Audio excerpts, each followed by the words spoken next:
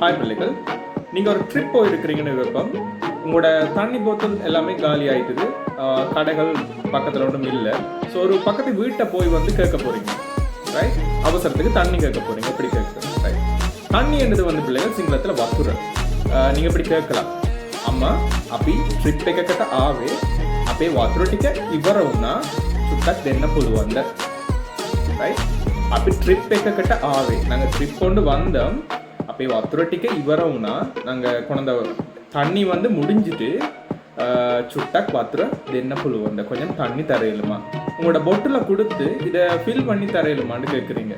Makeup புறவெல்லாம் දෙන්න පුළුවන්ද, right? இதை ஃபில் பண்ணி தர முடியுமா?